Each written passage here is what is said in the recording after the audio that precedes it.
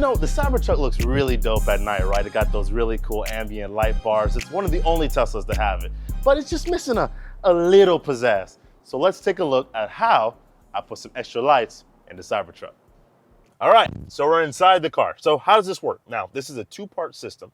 We're gonna start off with the floors. Where are the lights, right? It's attached to the bottom of the seat right here. It's pretty cool because the floors actually are controlled here on the screen. So all we have to do is go to outlets and mods. Right there, you can turn off the outlets of the car or turn it on, and you can turn on and turn off the car ambient lights. How is it powered? It's plugged up right behind here. Super easy, just plug it into that outlet and it stays powered the whole time. One thing though, we need to turn on enable cabin outlets on entry. What this does is if I open the doors, the light turns on. All right, moving on to the next piece right here.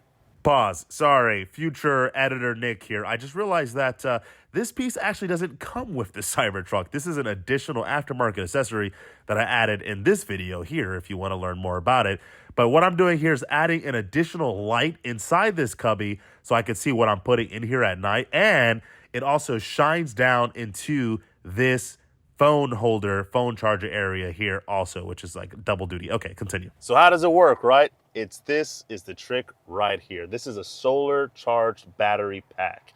And we just plug in the light right here by USB and the sun charges it as you drive. But what happens though?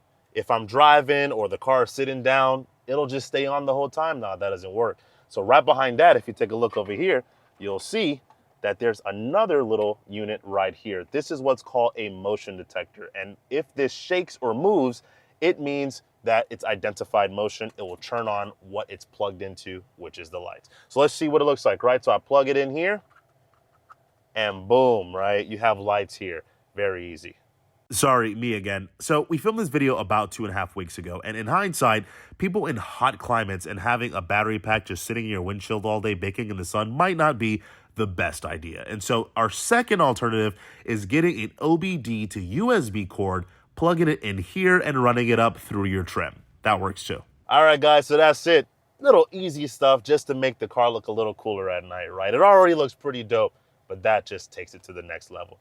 Everything is going to be down below. Amazon links are in the description. If you like what you saw, hit us a like, subscribe. Thanks for watching, folks. You have a good one.